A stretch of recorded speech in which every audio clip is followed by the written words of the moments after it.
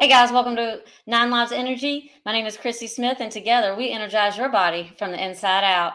I'm so glad to have my best friend here today. We are talking about relationships in my Fit and Will class and in my health class, and I wanted to take someone who has been a good root to me as far as the structure of a tree grows. And without that root, the tree probably wouldn't be able to live. So, I wanted to introduce everybody to my best friend, Lishia Dean, and we are going to be talking about the rise of the Phoenix. And I couldn't think of anybody better than this person right here who has not only taught me how to dance, we'll get into that in just a little bit, but also how to make lemonade out of lemons because as the life of the roller coaster continues, as we live here on Earth, we need to appreciate those ups, but we have to go through some of these downs in order to get to some of those ups. And I admire Alicia so much. I remember just looking at her in my mid 20s, and I'm like, man, no matter what you want to do, she's like, I'm going to do this, and this is how I'm going to go about doing it. And I've always admired that about her because we all have that ability, but we don't know how to tap into it. And so we're going to get into that in here just a little bit. So, Lishia, what you've been up to? I like that room right there, the nice color. Somebody also must have done that for you. I'm sure you like it because you did it for me. So yeah, it turned out really nice. I like the colors, and I got to put a few more things up, but yeah, I love it. Yeah, we were talking about the five love languages today earlier in class, and one of Lisha's favorite ways to get admired is for people to do what? Do acts of service. Do things for me. Make my life easier. Right? Guess what? I like that too, but guess how I give gifts? I buy people things. And I didn't know this about this person. So, you know what? Now I know how to give to this person. And I'm gonna tell you what, painting that room was not an easy feat, and neither was moving this old brown couch that she used to have before she moved to Florida. So, I've done giving gifts of service. But it's because she's given me a gift of service as well in her friendship. And she's always been there, no matter how many times that I've tried her patience. Speaking of patience, that may have been one of Lisha's lessons in this lifetime, and she learned it very early by becoming friends with me. And me at 14 could not dance. I could not feel the beat of the music. And this girl, who was the cheerleading captain, worked with me for hours and hours and hours after school. And I feel like that, maybe I was able to manifest this friendship because without her help, I really don't know that I would be where I am today. So I just want to thank you, Lishia, for you helped me learn how to dance a little bit to the point where I had enough confidence to teach group fitness and aerobics. But it took a little bit more initiative to me on my part to kind of be able to actually do this for a living. So, you planted the seed, but it was like once I could feel the beat of the music, it was like a light bulb went off, and it was like, now I see. It's only taken me, 6 or 7 years. So, tell us a little bit about, I guess, your first triumph that I think, which was powerlifting. This girl, back in our early 20s, held a few state records. So tell us about that. Yeah, so I got into powerlifting right after college. When I moved back to Greensboro, I started working at a YMCA downtown. But I never liked to work out where I worked. So there was a gym right around the corner, Ronnie Barnes Fitness, and I got a membership there. Well, underneath there, they had this dungeony, powerlifting kind of area.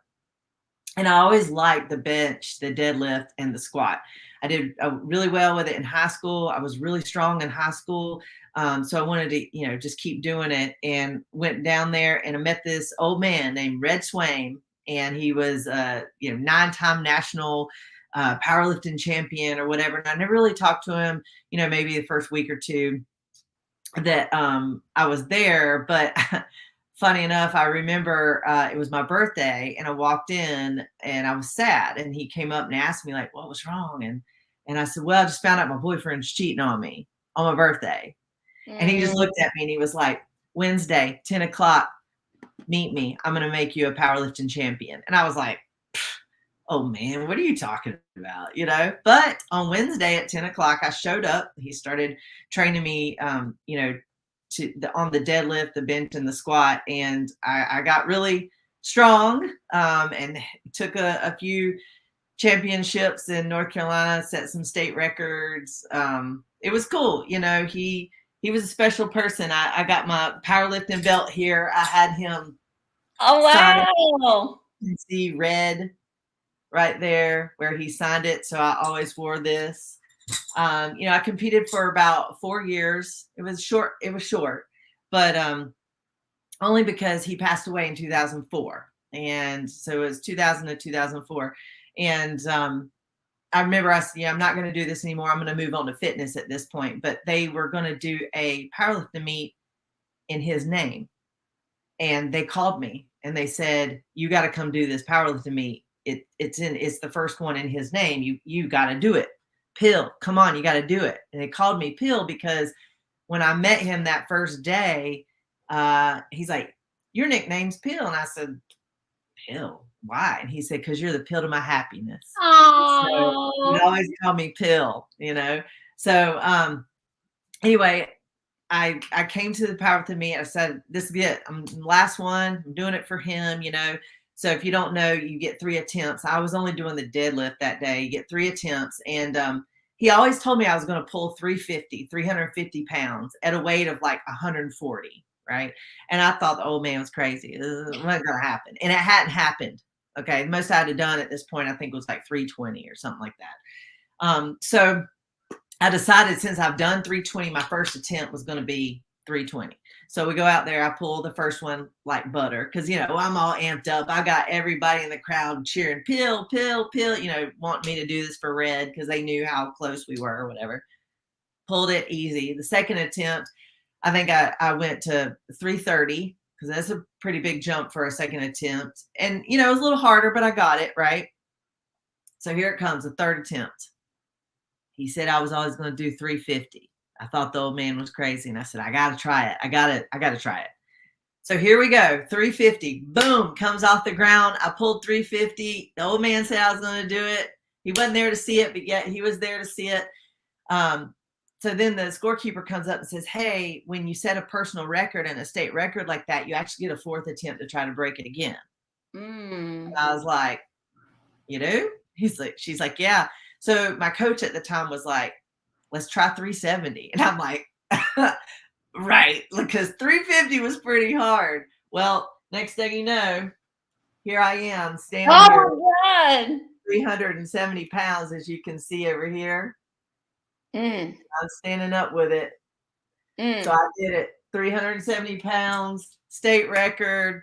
It was amazing. And that was my last powerlifting meet I ever did. And I went to fitness. So that Nice. that was a lot. When your powerlifting coach passes away, it's somebody who got you into something, Yeah. told you were going to do stuff when you didn't even believe in yourself. You Yeah. had someone else believing in you, and you didn't believe in yourself, but you just kept pushing because this person believed in you. Like, that was my motivation. And there you go. Awesome. Well, so that was 2004, and then you got into fitness right after that, or did you take some time off? No, so that meet was in April, and I decided to do my very first fitness show that same year in November. Oh yeah, the So, Quincy Roberts show. Yep. yep, Yeah. Quincy show. And so I immediately started dieting, like, I don't know, probably July or something like that. Did my first show 2004. And then once again, here comes somebody who believed in me because I won that show, which qualified me for nationals in the fitness category, in the NPC. Chiropractor came along and he was like, "I believe in you. Like, let's go to nationals," but it costs money. And I didn't have Mhm. any money at the time. And so he funded it. So here we go. We go on a plane to Dallas. Never flown in a plane in my life. Here I am. going to a national fitness show, you know, and taking my first plane flight. And there was like 30 girls in my class, and I placed 10th. Oh My my very, God, that's awesome, Lishia, for yeah, your first time out the gate. yep. So totally Nice. switched over, and here we go. Another 14 years in fitness is where that led. So you competed for how many years? 14? 14 in fitness. Yep. 14 in fitness. I didn't know it was that long. Wow. Wow. So let's tell a little bit about that journey because took you a while to get your pro card. Um, Yeah. but you didn't give up. But you had something very unique that you did during that time, which was to work with Miss Former Fitness Olympia and was able to do a lot of amazing things. So tell us about that journey. And So how you yeah, kind of left, I guess, the working at the Y and kind of doing your own thing? yeah. So I was still working at the YMCA. I met someone that was a trainer, Matt Hendrick, actually, at the YMCA, who was with me for the powerlifting journey, but he knew more of the fitness bodybuilding journey. So he knew the dieting aspect, and I knew the training aspect. So we just kind of traded ideas and kind of went on this journey together. Did my first diet, and he was with me for most of the way through. And so we got on stage. And I would say, like, my first year into fitness, I wanted to know more about it. Like, how do I improve my routine? Because, routine was 50%, your physique was 50%. Well, he followed Dexter Jackson, Jen Hendershot, some of those athletes very closely. And Jen Hendershot decided that, or was having these things called fat camps all around. And he said that there was going to be one in Jacksonville, Florida. And so I went to it, and I met a lot of amazing people who are still my friends today. And Jen and I hit it off very quickly. And I learned so much from her, but I also learned so much about the routine portion, which is what I really wanted to do, because she was the master of the routines. And so I ended up working with her full time. Whoops. There's some old pictures of us. I was trying to pull up something else. Sorry about that. Yeah, so I ended up working with her full time, going on tour with her fat camps everywhere. I mean, I even went to Australia, Canada several times, all over in the States, just teaching women specifically about, training, and, if anybody was looking into getting into competing, do that. So along, with, my journey of fitness, I really dug deep and was able to work by one of the champions in the sport, which helped me for sure. I wasn't a gymnast. I did not do anything. Actually, I did tumble like the first year or two, and the judges were like, "So you're not a gymnast, take it out," because it didn't look pretty. It wasn't good. Like, I could backflip, but like it wasn't pretty. So they were like, "Go with your strength." So I took it out. I was known more for my speed, my break dancing, my power holds, that kind of thing, and just entertainment, being able to entertain. So anyway, I learned a lot from her, and we eventually did part ways, but I did eventually get my pro card. It took me 9 years to do it, but hey, I did it. Exactly. And I competed for another 6 years. I made this for myself as a memory. This is, let's see, this is my very first show, right over here. And then it goes. I can make you just the presenter by yourself without me. Hold on one second. So yeah, so it starts over here. And it goes all the way across my journey. And then right here is where I got my pro card. And then the rest of these were where I competed as a pro. So it's just something, for myself to remember what I did and what I accomplished, and also show me how far I came. I have I have a different physique in 2004 versus the very last show that I competed over here, which was, I believe, 2017. So it just shows how far you can go when you put your mind to it. Never give up. There was 6 shows, 6 that I came one spot from the pro card, 6 times. So a lot of people would have given up, right? And it got to be where I was the underdog, where people in the crowd who didn't even know me, never spoke to me before, but had seen me so many times and come so close, would cheer or boo when I didn't get my pro card. So when I really got my pro card, like the place just erupted, because it was just so many people had my back because they had seen me fight for this for so long. And so it was good. And I did place, the highest placing I got as a pro was 6th place.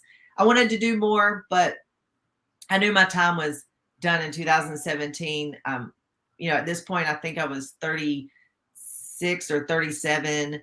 My body had injuries. Fitness is hard on your body. And I just knew that it was time to move on. It's time to do something different. Yeah. Well, I appreciate everything. There's some pictures right here, folks, that you can see, where we competed in our last show together. This was my last show. This was her second to last show, I think, maybe third, second to last. Anyway, but I ended on a good note. I got to participate in the Pro-Am, it was pro and it was also amateur. So Lishia and I, we were going kind of through a challenging time in our lives at the same time. And we use fitness as a way to kind of help us through that time in our lives. And, we actually leaned on each other and gave each other support during this time when we didn't have it from the people that we were looking to give it to us. So anyway, I'll tell you one story. So it was back at the end of 2013, because I competed in my first show in 2014. And I had just gotten into a place, I was like, man, I want to do a fitness competition. I got to make a goal that is so big that I'm going to physically, mentally, emotionally, and spiritually change as a person in order to do it, right? And I was like, I want to do a fitness competition. And Alicia's like, you're right, here's a diet. I did the diet, right? And then I came down to her house and I had made up these 4 little blocks for my music.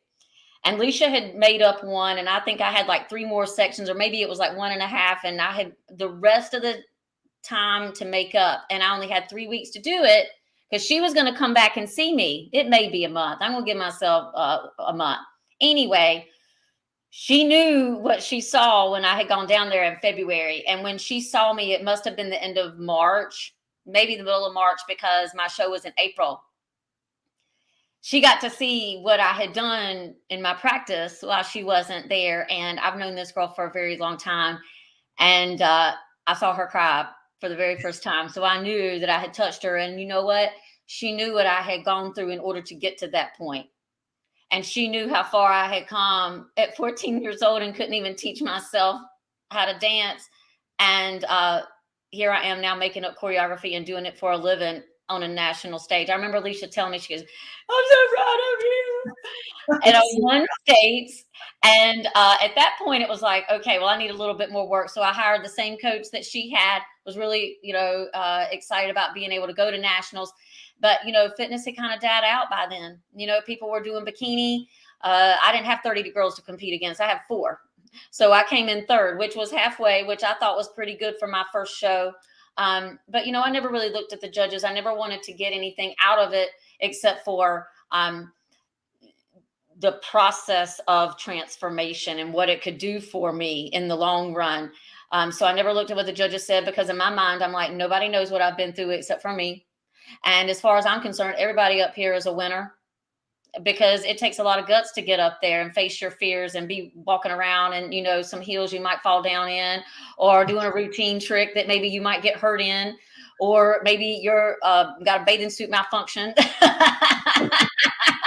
Because those things ain't big by any means. Your shoe flies off. Remember that happened? That happened to me, and I kept dancing. This one man approached me after the show and was like, girl, you dancing so hard, your shoe fell off. I was like, I know. And I remember, I think I forgot my routine part of it, but I just was like, and you have to be on autopilot when you're doing that routine. Like you're being able to breathe and smile and look like it's effortless.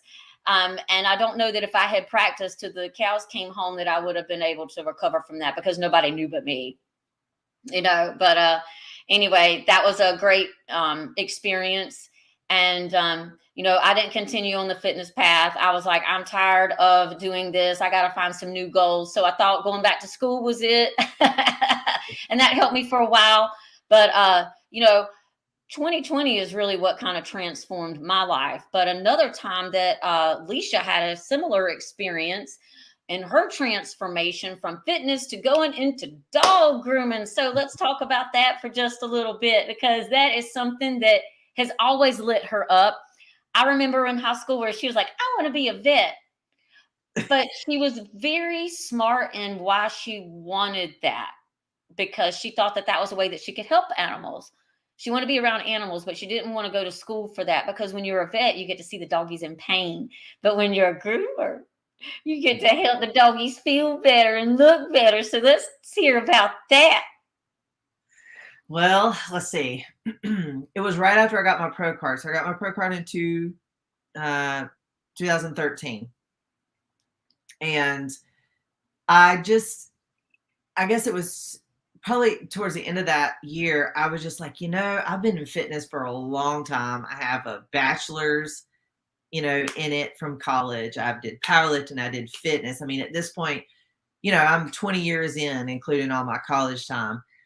And I wanted to do something different. I had done everything from ran a YMCA. I lived in New York City as a high-end trainer at an Equinox up there. I lived in South Florida as a trainer and instructor. I owned my own online business. I worked for, Fat Camp and went around the world. I just wanted something completely different. So I started revisiting the animal world. And just like you said, I didn't want to be a vet. At this point in my life, I'm like 35, 36 years old. I didn't want to go to the college or back to school for all of that, but I didn't want to see the doggies hurt. So I remember I was in South Florida coming home from teaching a spin class at the gym, and I was sitting at a stoplight. I happened to look over and I was like, I never noticed that before. And it said Merrifield School of Pet Grooming. I was like, they have schools for that? Pet grooming? What's pet grooming? Like it just kind of appeared. And I didn't realize it was like 3 miles from where I lived in South Florida. So it got me thinking. So I went in the next day and I talked to the owner there, and he told me all about it. And I knew it's what I wanted to do, but it was $11,000, and I didn't have the money to do that at the time. Plus, the thought of pet grooming sounded great, but what if I got into it and didn't like it? So what I did is I went to PetSmart and I got a part-time bathing position along with my fitness career and life, because I wanted to see if I liked it before I started investing all this time and money into it. So went to PetSmart, only worked there for 3 months, loved it, absolutely loved it. I was super good at it. Absolutely loved it. They offered to train me there, but I didn't want that. I wanted like training. I wanted to go to that school. So I went and talked to the owner again and got me enrolled in the beginning of January 2014. It was a year-long school. So I still did my fitness job, and then I would take night classes Monday through Thursday. So you talk about some long physical days, Yes. teaching classes, training people, still working out myself because I'm still competing, right? And I was going to school for 4 hours, 4 days a week to learn this new career, right?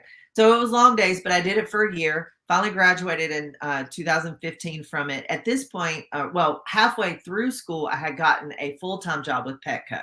So finally, I left my fitness career. I still taught classes, we always do that here and there. But I left my full-time fitness job, started working at Petco in 2014, like the latter half of my school, and then graduated and continued with Petco. I stayed with Petco for 8 years. I moved myself up through there from, pet stylist to a manager very quickly. Then I became a mentor, an instructor. So I started teaching people how to groom pets within like the first 2 years I was there. I think that, my past life of, training, coaching, fitness, and all of that transitioned really well into this, and what got me to become an instructor of pet grooming very quickly because I already knew how to teach and coach people, right, from my fitness background. Mhm. So became an instructor, and then the last couple of years I was there, I actually went into the corporate world where I managed Petco's grooming training. But recently, or a year ago, stepped away from Petco, and now I own my own grooming business that I have here at my home, and it has just blown up. Like I can't even take any more clients. So I'm super happy that I made the leap. At 35 years old, paid the $11,000 for a second degree. I just pushed through, and I still love it. Nice. So last year you had some challenges, lots of challenges, and including losing the job that you thought that was going to be where you were going to retire. They eliminated your position, and then you were left with, oh my goodness, what am I going to do now? And so, you were able to use your manifestation skills. Yeah. And, something I've always admired about her is the fact that she doesn't just sit there and be like, oh my God, I lost this. What am I going to do? Um, yeah, of course, that thought runs through her mind, and she might stay there for a couple of days while she reassesses. And then, I guess, she thinks about her resources, or maybe she puts it out there into the universe like, I need help. And help arrives. So tell us a little bit about your transformation into the dog grooming business and having it in your own house, and how quickly that goal turned into a reality for you. I want to hear about that just a little bit, or let's tell the viewers, because it's such a good story. Well, I've just always been a big believer of, it's so cliche, but when one door closes, another door opens, right? Or there's always a positive out of a negative. Where there's dark, there's light. I truly believe that. That's how I lived my life, to the point of probably the last, I'd say, 10 years. When something negative would happen to me, I would put it in my phone on that date on my calendar. And I would set a 1 year reminder, because I don't know why this happened to me now, but in 1 year, I Wow. will have all the answers of why it happened to me. Right. And I've done that for several big, heartbreaking events in my life. Right. And when that year would come around, I had all my answers, and they were all laid out for me. And so that happened, like you said, a year ago. My road with Petco ended very abruptly and very unfortunately. Me and my supervisor, who I was really tight with, and we're doing such a great job. We were killing it. We were training the company up. We were doing great things. But Petco wanted to restructure, reorganize, and I don't hate them for that. I still think they're a wonderful company. They were very good to me. They're still very good to some of the people that are still work there. But my role was no longer needed. They did offer me something, so it wasn't like my performance. Mhm. It was just the role ended, and it was very abrupt. It shut down at that moment. Wasn't expecting it when I woke up that morning. So I just kind of just sat with it for like a day or two, because I was in shock. It was also during the time it happened, literally the first day that my dad was having chemo for cancer. And I was trying to actually get up to North Carolina to be with him. I'm actually glad that my job kind of held me back, because I wouldn't have really wanted to lay that on him or my mom at the time, because that was a lot. So I had about a week to figure it out before I had to go up there to tell them about it. So I just kind of sat with it, and my husband and I just started brainstorming. Well, a lot of people don't know this part, but probably 2 years prior, when I was trying to get out of the salon into this role, it was taking a while. It was during 2020. And I was supposed to go into the role in January, but I didn't get it until like August. And so during that time frame, I was getting really tired of being in the salon. I really wanted this corporate role. I wanted a change of pace. I was just tired, And so he and I were already brainstorming on, if this doesn't come to, this corporate job, what would I do? Would I just open something here? So we had already started brainstorming, laying it out. Well, we stopped because I got the job. Well, we just kind of picked up when I was let go of Petco eventually. We picked up where we were brainstorming and we threw it all together. And we literally made this happen within a month. So I was going back and forth to North Carolina quite a bit, probably every other week to help with my parents. But my husband was here creating my salon, and I have a full service salon in the bottom of my home. So there's still lots of challenges. I literally had to put my cat down a week after I got eliminated from Petco. My dad had like 2-3 months of chemo and then a major organ removed from his body that September. All is well. So I'm happy to say he's doing wonderful, a year later. But it was just a lot. And then now I've not only got all that going on, I have to build a business. Yeah. And so I had a bunch of support, had a bunch of friends. I had my friends root me on here. My friends, like you and Paula root me on from North Carolina. Just, so many people saying, you got this, you can do this. And I just did it. I just reached out and people started coming, and I just give the best possible service to the dog and to the owner. And it just spread like wildfire. I mean, like they started referring people, and people were coming to me, and literally next thing you know, in 3 months, I'm like paying my bills again. It's okay. So now a year later, there's still, again, within that year, more trials. We ended up having to put 3 animals down in our family. I had to put Dozer down, who was my beloved Doberman. Actually, I have this little necklace on today. I don't know if you guys. That will make you big. Hold on 1 second. It's his little paw pad. It's his actual paw pad that I had made, and it says his name on it. But I had to put Dozer down in April. 3 weeks later, we had to put Miko down, who was 22. Dozer was 12 and a half. Miko was 22. So they outlived their breeds, but they lived great lives. But still, again, now at this point, 3 animals out of our family has been removed.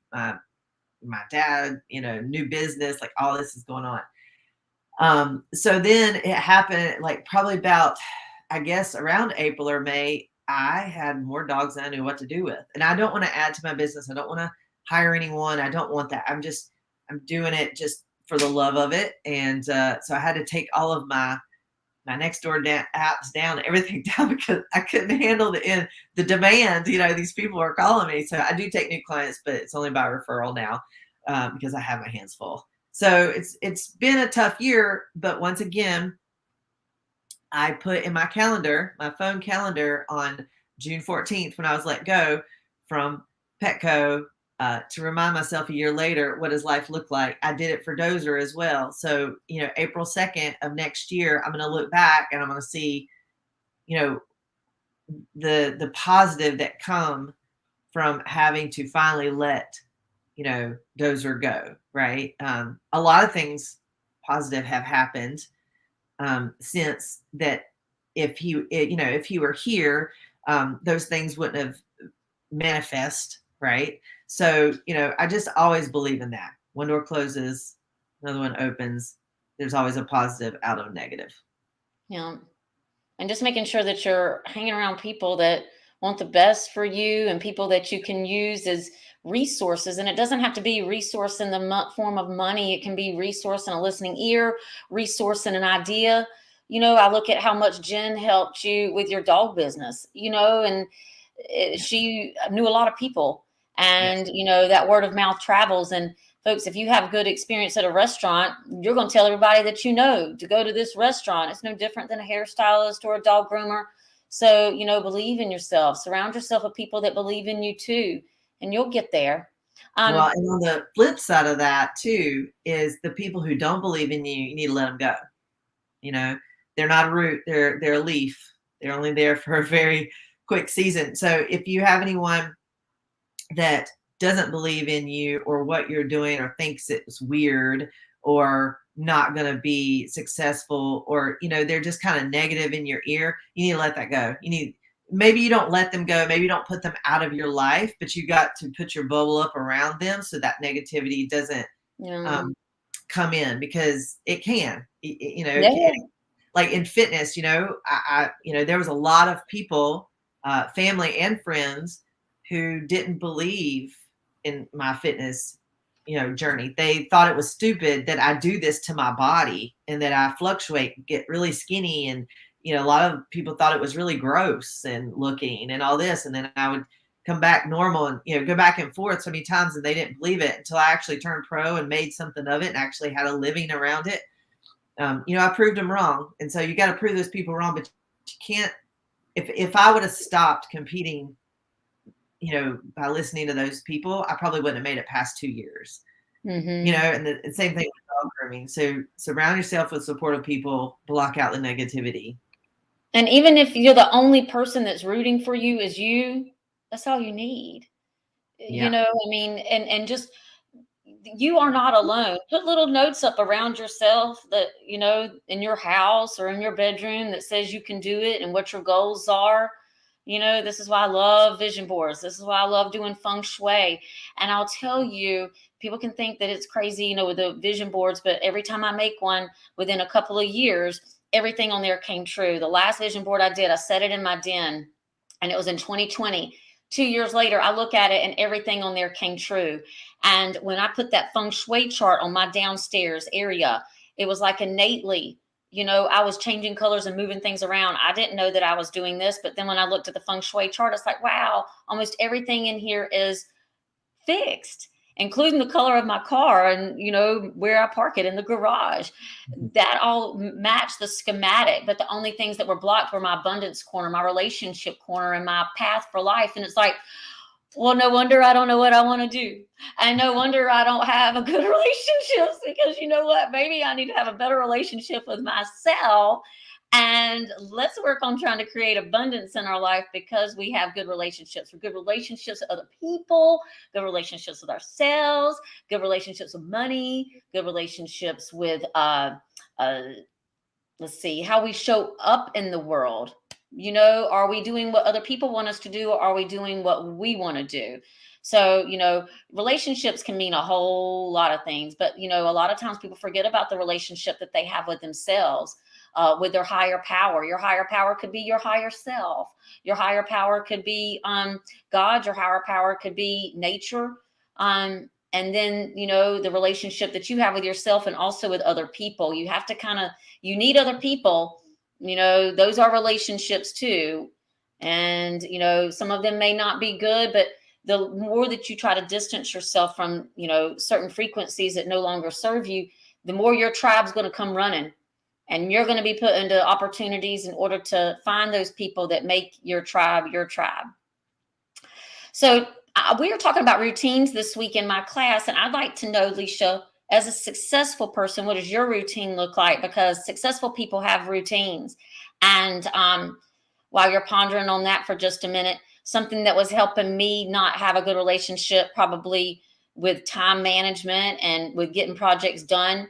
I'm like, oh my God, I'm so scattered all over the place. Why is this happening to me? Well, my path for life was blocked and I needed to get organized.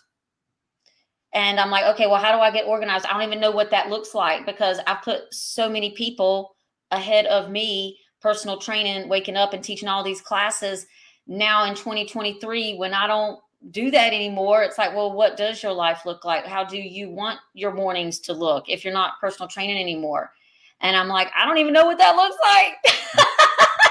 All I know is, like, I have 2 hours and I can meditate, or I can walk my cat, or I can lay in the bed, or I can clean my house. Like, I don't care. So it's like, okay, well, let me go hang around some people that are successful.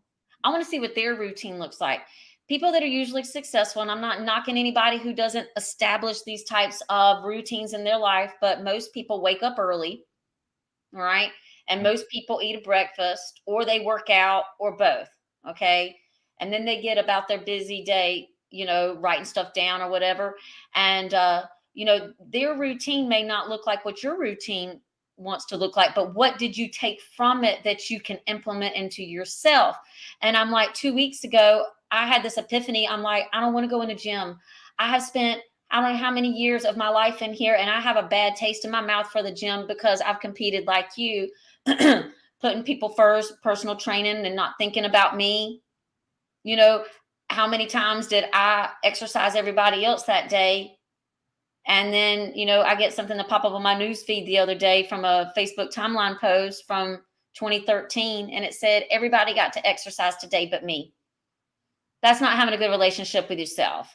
You got to put you first. So that's why I put me first in the morning. I go walk out in the woods. I get my exercise.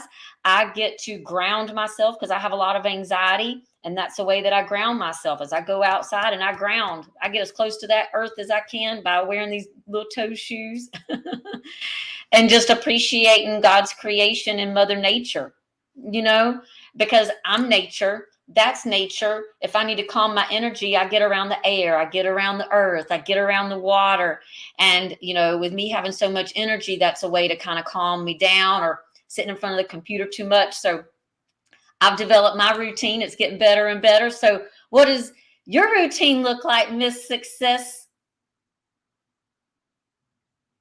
Well, I think you said something, that's important throughout all of that, is that your routine can change, and that's okay. Yes. Right? Through your life. That was the one thing that I think was shocking to me, that I think people should realize that it's okay. And shocking to me, what I mean by that is my whole life, I was always involved in something that was a competition, or, whether it was dancing, gymnastics, cheerleading, powerlifting, fitness, like something, right? And so to get to that goal and be successful, there's things you have to do that sometimes you don't want to do. Like, I never really loved the gym, but it's what I had to do to get to my goal for powerlifting or fitness, to become a pro, right? When I quit competing, I don't think I've stepped foot in a gym for 9 months. And then I forced myself to pick up some spin classes to do it. And then I quit after that, and I haven't been. So I have a little gym in my home where I keep fit. But so, earlier in my life, my routine would be get up in the morning and, have some coffee, go to the gym, do an hour or two of cardio, whether I was in season, off season, whatever, go throughout my day, work, train again, continue working, train some clients or whatever. Sometimes I'd have to train a second time or train my routine or whatever. And then I'd go home, meal prep, and do it all again.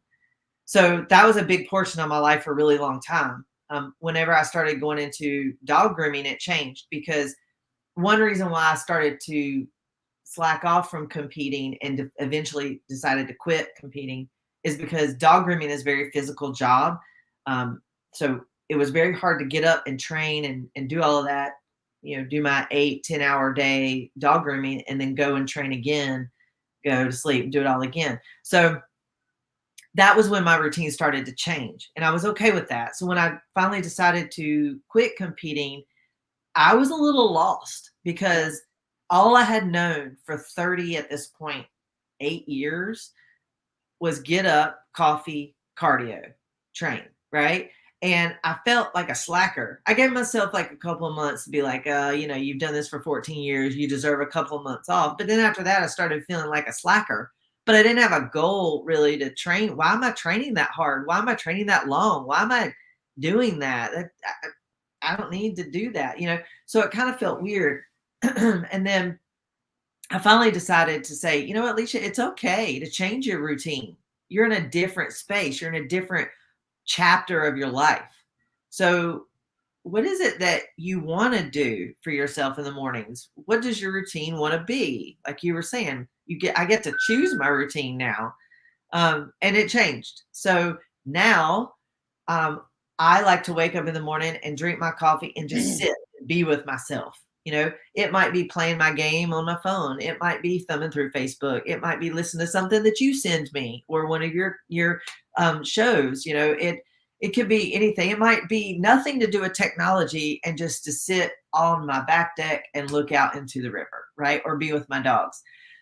So I really like that quiet time in the morning, because it just kind of calms me before I get ready to go into the chaos of dog grooming, because I love it, but it's a lot.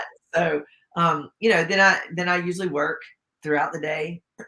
And then I enjoy my husband when he comes home from work and we have dinner, or we go out with friends a couple of times a week to trivia, or to a Mexican spot that we all like to enjoy at the end of the week, or we go out boating on the weekends because it's summertime. So all these are things I would have never done in my former life of fitness. But if I tried to do my former life of fitness now, it wouldn't work because I'd be taking so much time away from my husband and my friends, right? And even my business. And I don't need that in my life anymore, right? So I think the key is to know that your schedule and your routine can change and you're still being accomplished. You're even though you're not doing what you used to do when you were 20 or even 30 years old. And I'm sure my life in my 50s and 60s are going to be very different than my life in my 40s because, again, it's going to be a new chapter of life. I'm going to be doing different things. New doors are going to open, some more doors are going to close. So we'll adapt as we get there.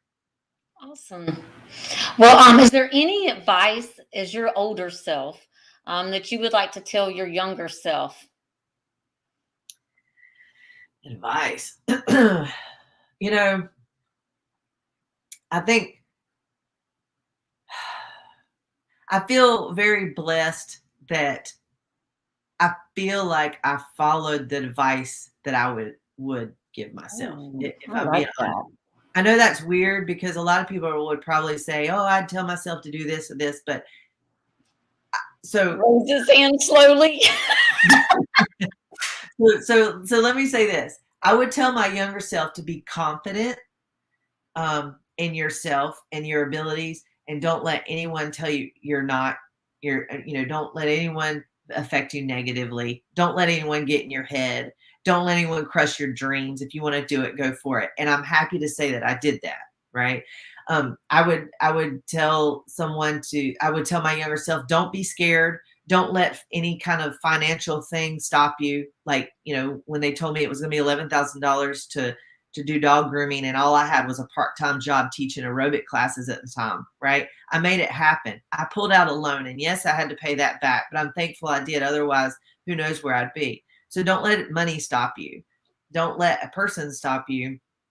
Don't let anything feeling like it's too big to accomplish to stop you. Because once again, if I would have thought my pro card was too big to accomplish, and stopped, I would have never made it, but I did. So, I'm just proud to say that I did those things. I took my older self advice, and pushed through. I think that,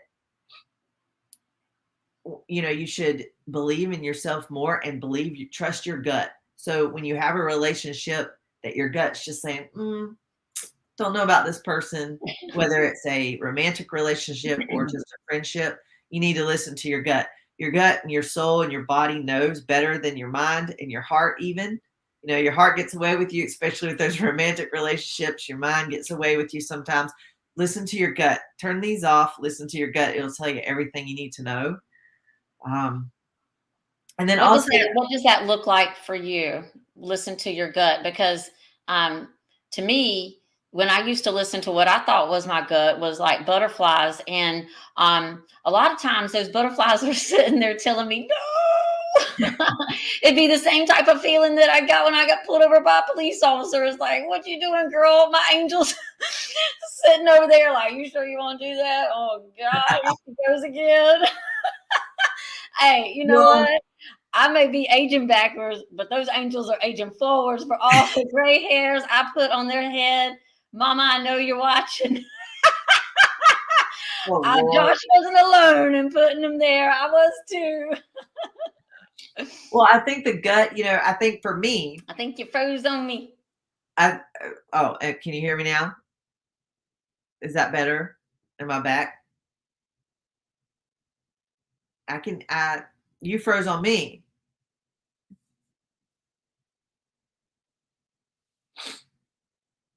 Can you hear me?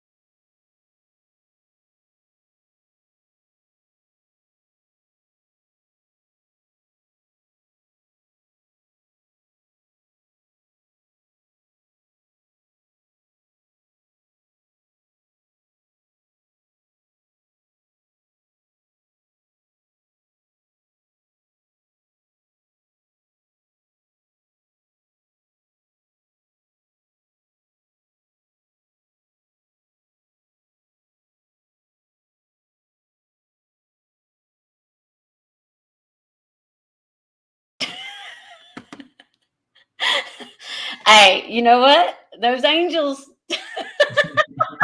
They said, nope. those angels, yeah, they're like, "Oh, we're gonna cause a little obstacle right here. We're gonna see if she's really balanced her energy today, or she's gonna freak out." Well, guess what? We lost our viewers, but oh well. Well, I still want to talk to you. Okay, so we were talking about routines. We were talking about advice. I So we're think that talking that. about, you were asking about the gut. How do you know Oh yeah, the gut. that's There the we go. gut? How do you know that your gut is telling you what's up? Because my gut, like I've noticed that when my arm hairs stand up, like that's where I feel like I'm in the spirit or I'm doing something right. Or if I'm around somebody that makes me feel like that, I'm like, that's it. The gut feeling for me, like that's bad. So, how do you feel your intuition? Well, my gut when it's calm, right? So that grounded feeling when it's calm, that's telling me that this is a good person or a good thing or the right time or whatever. It's obviously when my stomach's upset, my gut's upset, um, that's a no, right?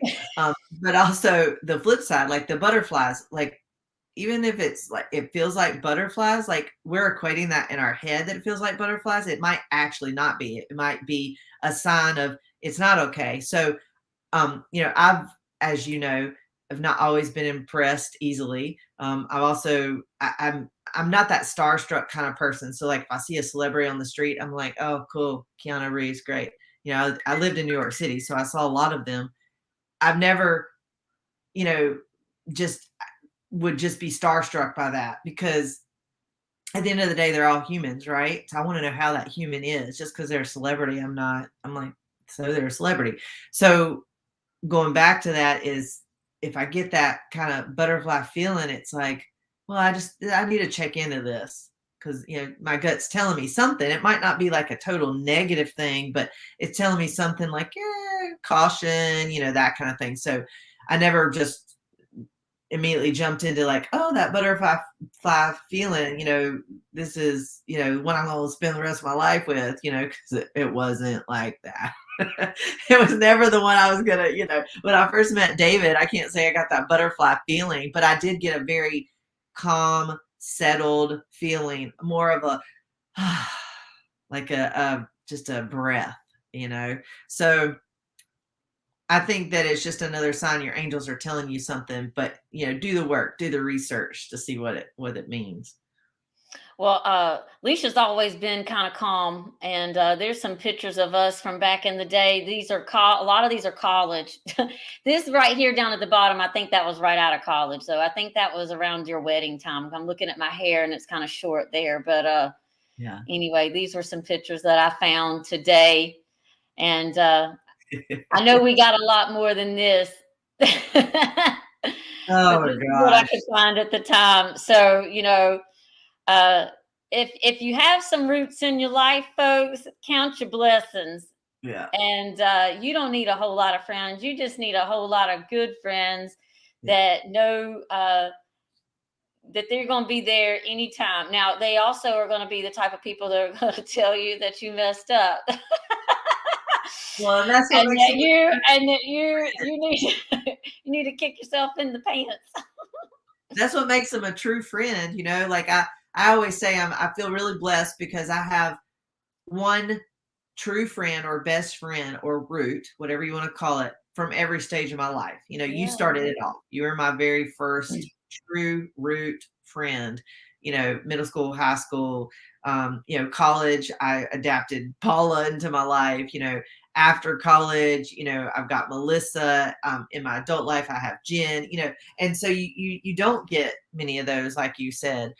But all of those people that I just listed are always going to tell me when I'm doing great things, but they're also going to check me when I'm a little bit out of line, and that's what I want.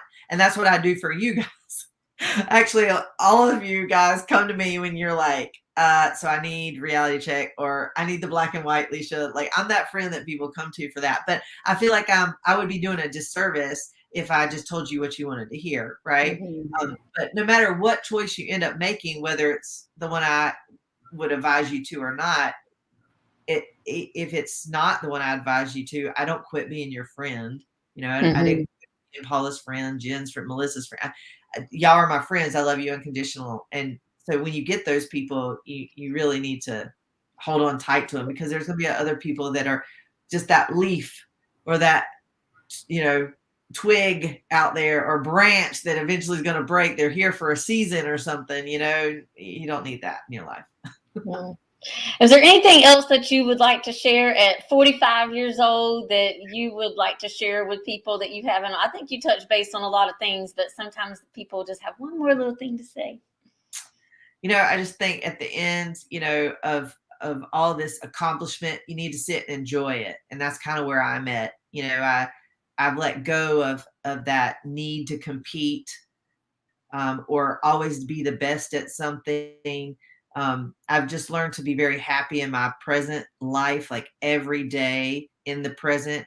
Um, I'm now looking back at all my accomplishments. I'm glad I made these pictures and things to remember what I did and all the hard work, that led me here today. But now I'm really just truly taking time for myself. I'm not working as much or as hard as I did in my 20s and 30s. I'm trying to do work-life balance and actually enjoy my life a little bit more. And I hope that, in my 50s, 60s, 70s, and 80s, it even starts to switch more where I work less and enjoy more. I think that, it's really important to appreciate where you come from and really, enjoy all the hard work that you did in your past life to get here.